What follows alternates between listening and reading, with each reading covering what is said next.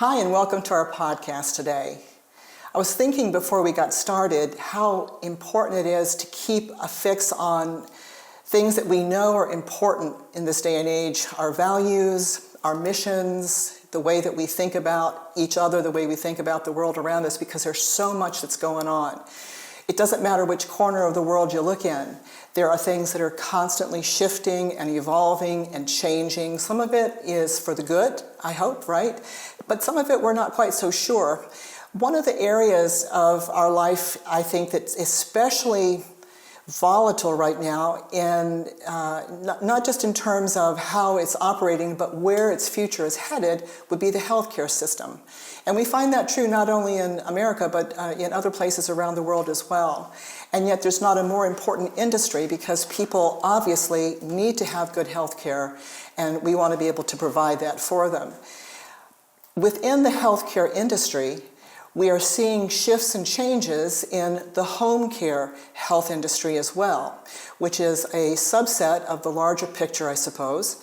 So that's why when we have a chance to get information that's straight and clear and accurate from people who know what's going on because they're in their hands-on every day, then we like to bring that information to you.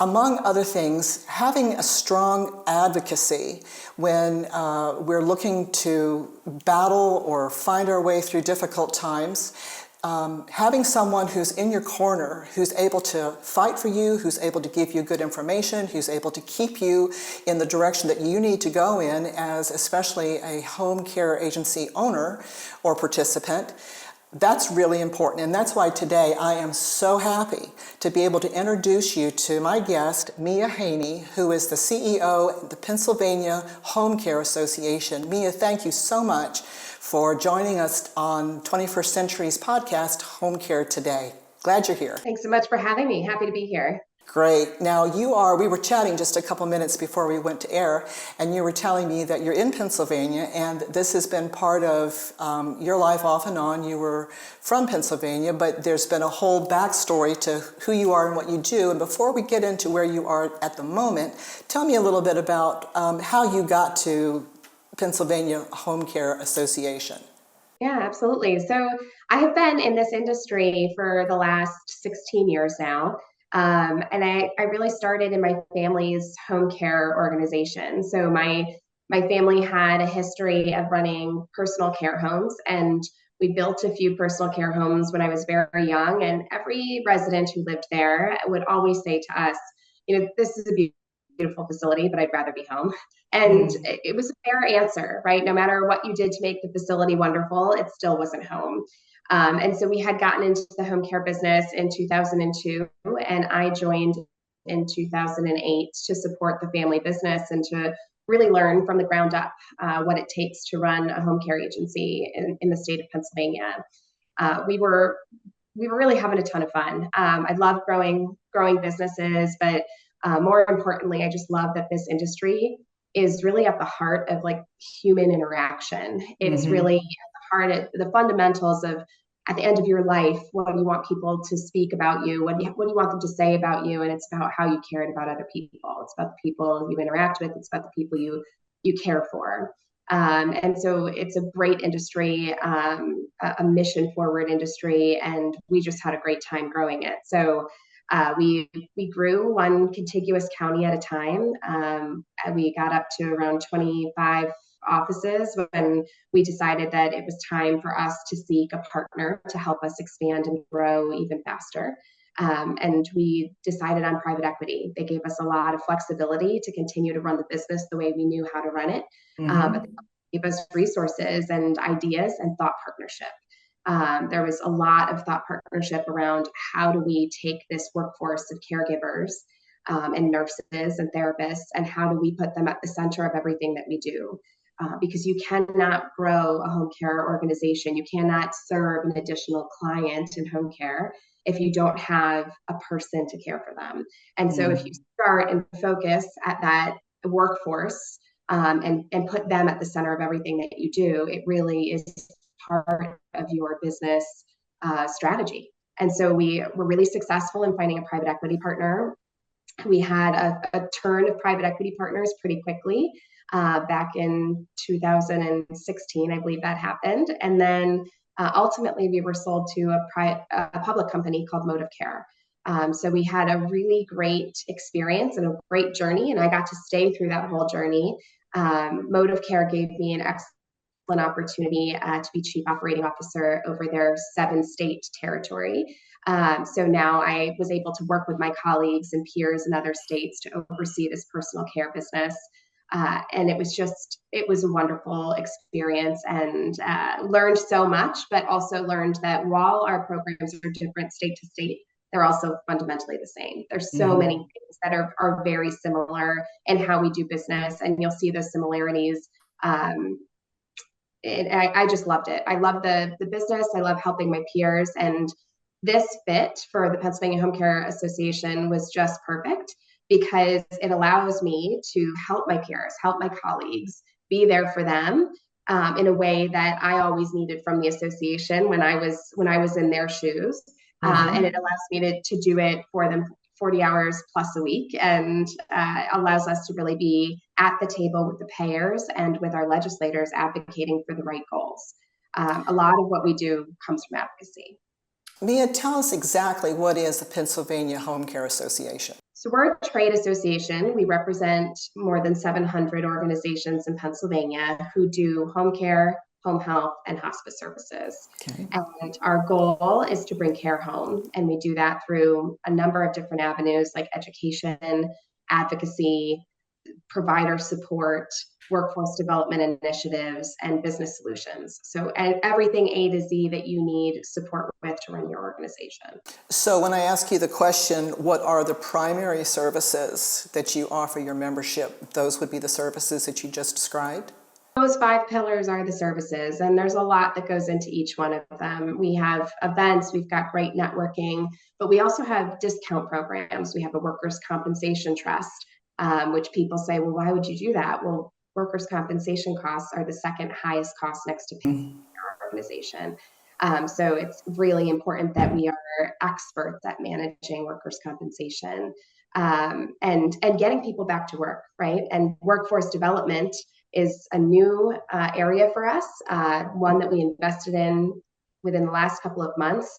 I came into the association and said the number one challenge that we have is workforce.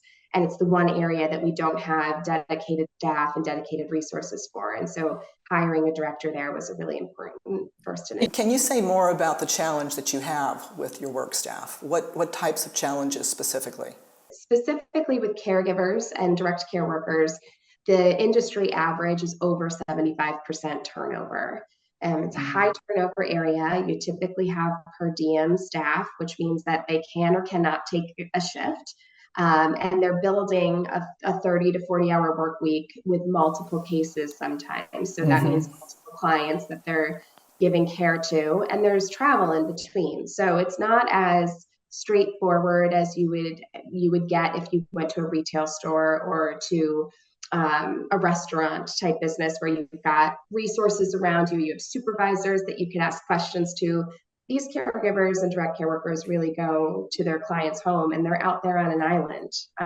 They're by themselves, and they're with that client, and the support that they get is largely virtual or over the phone. And so it takes a really unique person to be adept at all of the skills that they need, but also to really enjoy that type of autonomy. Well, and I would imagine enjoying the autonomy it can be the other side of the same coin, because with autonomy, there's also certain responsibilities and challenges that come with that. No matter how good you are, it means that you've got to be able to manage your time, you've got to be able to take care of all of your responsibilities when you're on the road between clients and so on and so forth. So it takes that special person to be able to bring all of that to the table on a consistent basis. Would that be fair to say? Absolutely. There's a level of stress with being solo by yourself and not having someone to tap. So it is really a unique personality that's able to manage all of that, manage the documentation, manage your schedule, but also be the type of worker that walks into a home and provides a feeling of comfort, or a feeling that that client can trust them and that they've got their best interests at heart, because this is such a personal experience, having somebody come into your home. Yes. And someone help you with a bath. All of these are very personal experiences, and it takes unique individuals to provide. Right, right. And personal, not just in terms of literally it being a hands-on, but when people are infirm for any reason, there's that sense of vulnerability that you feel more exposed on a lot of different levels. And having that caregiver who has come to you full up with the support and the encouragement, the training, the access to ongoing resources and materials to keep them strong in their field, it's a fine balance, I would think, because you want to be able to care for the person who needs the care, but you also got to be able to care for the people who give them that care, correct? Absolutely. It's that caregiver walks into a situation where for many it's they're most vulnerable, but also they're at their worst, right? We're there at this very, very critical juncture. And typically when someone's new to home care, something has just happened, right? There was a fall or there was Right. a new disease or something has occurred that has now put them at their really most sensitive time in their life. And this caregiver walks into the house and has this skill set and this experience, but it's still the consumer's choice how they use that caregiver and what they do. Right. And so there's this balance of I want to care for you, but I'm not here to tell you what you need. I'm here to help you reach your full potential and do it together.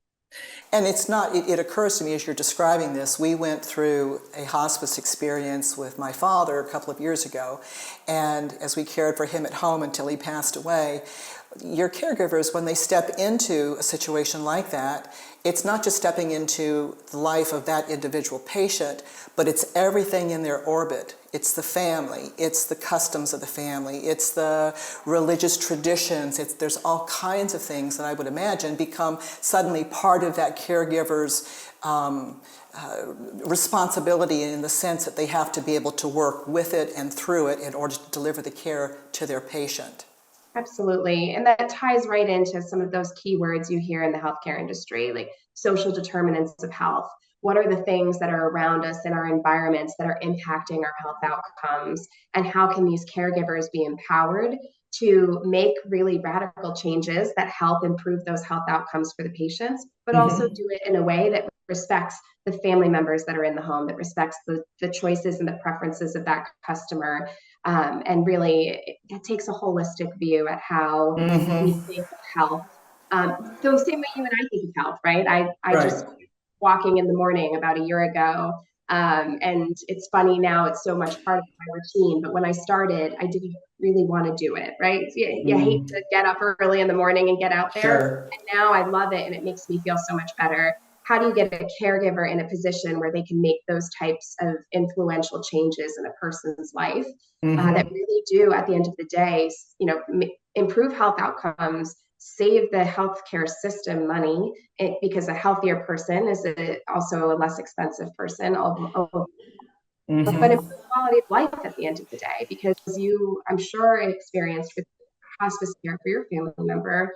At the end of the day, those relationships matter. The person who warmed the towel when you got out of the shower so that you had a nice warm towel to wrap yourself around, that matters. I Right. remember a client telling me like their favorite caregiver was the one who just put the towel over the radiator and would leave it there while they were in the bath so that when she got out. And I thought, wow, that's so thoughtful. Right. And I wouldn't think to do that, but that caregiver was excellent and knew exactly what those kind of touches mean to somebody. So, talking about all of this and the responsibility of the workers in the field, I understand that you all offer a free online learning center for direct care workers. Can you tell us a little bit about that? Yes, we've had this online learning center for many years, and we're really excited that we're updating it this year. It's getting a facelift, which is great. But we were looking at training videos online, and we just kept finding training videos that were geared towards facility care. And they were geared towards people who were sitting in settings where there was lots of support behind you. And we just felt like we needed training that was really unique and specific to being in a home with a customer, where maybe you don't have backup right there, or maybe you're on your own trying to figure out what the best next path is. Right. And And that makes perfect sense. It's wonderful to specialize your videos, but it's also wonderful that we can use our members and our clients, real clients in Pennsylvania, Mhm. and video them and have them be part of the process of how we educate this workforce and how we elevate this workforce. So when somebody wants to access this free online learning center, is that part of what they receive for their membership with the Pennsylvania Home Care Association? So any of our members can utilize it, and if they are a member, they get access to a portal on the back end that Okay. lets them see if they send all of their caregivers there, they can actually pull their caregivers' certificates of completion.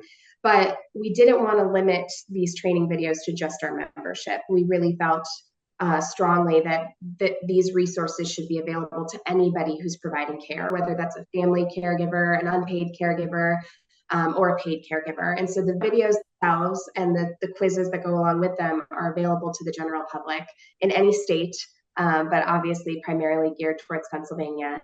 And then our members get that added benefit of the reporting that's on the back end of the system. All right.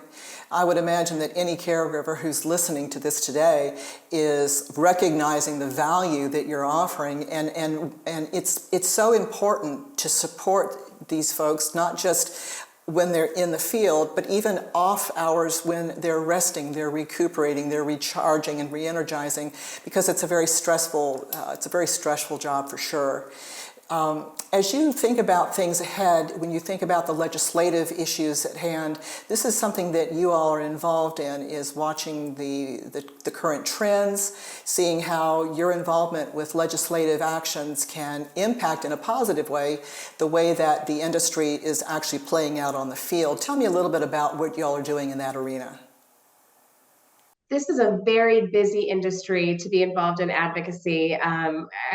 Talk with my government affairs director all the time about just how much comes up on a day-to-day basis that potentially impacts our membership and other providers that are in the field. Our advocacy, our primary ask is typically around reimbursement rates. Medicaid is the payer of last resort and thus tends to be the lowest reimburser. And in Pennsylvania, our reimbursement rate is right around $20 an hour, which Okay. is really challenging when you think of it from a business perspective. You need to cover your payroll costs, you need to cover overtime, you need to cover all of the compliance and regulatory needs, your workers' compensation costs, your insurance costs. And think about what you pay a babysitter. If you're trying to pay that babysitter and pay all those other expenses, it really, really starts to limit what we could offer our direct care and our nurses and our therapists. And so our primary asks typically are around fair reimbursements that allow us to compensate this workforce appropriately, give them access to the benefits that they deserve, the PTO that they deserve, and really create a career pathway that they could see themselves staying in throughout their career. What are you sensing in general? I know you don't have a crystal ball to read, but what are you sensing in general as far as the future of making sure that the direct care workers are considered valuable assets and need to be regarded financially and from a protection standpoint as well? What are you hopeful through legislation? Well, people are talking about it, right? So that's great, and it's what Mm-hmm. we need to have happen. And we're going to see more people talking about it. We just saw Bradley Cooper has something coming out, I believe, at the beginning of next year regarding this crisis of workforce in this critical care area that's home Mm-hmm. care, and how we're going to address it. Unfortunately, Pennsylvania right now is in a position where we're in the midst of budget negotiations, and we've got to figure out how to make these dollars go across many different industries. And so, Mm-hmm. right now, it's anybody's say on where we land in this budget season. But we were successful in getting a rate study approved, and so we've got a rate study underway to say, okay, what does it really cost to run a home care organization and to pay workers at a wage that allows them to be competitive within their industry, but also with other industries. Right. Right now, an average pay wage for a direct care worker in Pennsylvania is around $13 an hour. And they can go to a TJ Maxx or they can go to another Mm-hmm. and they can make more than that. Right. if we continue to lose workforce to other industries, we will never be prepared for this boomer population that is aging rapidly here in Pennsylvania. We represent more than 300,000 jobs in Pennsylvania today, but we need to represent significantly more in order to continue to support Pennsylvania's aging population. And I mean, that trend is happening all over the country. We're watching the generations coming up, and there's absolutely going to be a chasm between the need and the ability to provide if we don't take action now. Tell me, how would somebody who's interested in joining your association go about that?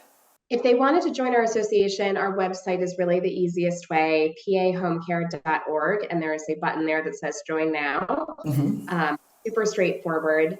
And I tell anyone who's interested is that, from an advocacy perspective, you cannot beat it. Our job is to advocate. Our job is to be involved with the legislators, involved with the payers, involved with the Department of Human Services, understand what it is they're working on, and make sure that we have a voice. But when it comes to business solutions and discount programs and workers' compensation trusts, we want to make sure we're holistically meeting our member needs. And so that's where all of those other services start to play an important role in how they run their organizations. And education and networking. When I was a member of the Home Care Association as a provider, the networking and really going to meetings and realizing that my struggles were not my struggles alone. We were all dealing with the same battles, and that some people had really creative solutions that we could share together and make the industry better as a whole. That for me was always the greatest benefit. Well, I mean, that's the essence of community in any context, right? If you want to go fast, you go alone. If you want to go far, you go together. So it sounds like that's what you all are focusing on there in Pennsylvania. I appreciate your time today. I'd love to be able to chat with you some more. I think that there's 2 or 3 things at least that we touched on today that I would love to get some more information. I'm sure that our listeners, our viewers, would be very interested in you elaborating on some of the other things that we talked about but didn't get to in depth. If you're available, I'd love to invite you to come back sometime. Would you do that for us? We'd be honored. Great. Last question. Can non-providers join your association, or is it just for direct care providers? Absolutely. We can have non-providers. We have over 100 business partners, we'll call them. Are, let's say, home care adjacent or home health adjacent or hospice adjacent. So they touch our industry. They're really great champions of the industry, and their support is really meaningful in how we drive all of our initiatives forward. So business partners are available, and the same access is going to our website and clicking on join to be a business partner. Nice. Well, there's no such thing as advocacy that's too strong. So I appreciate what you're doing up there, and I appreciate so much your time that you took today to spend with us. I want to thank you again and look forward to having you back. I'm Kate Rose. This has been Home Care Today at 21st Century Healthcare Consultants. Have a great day, be safe, and be well.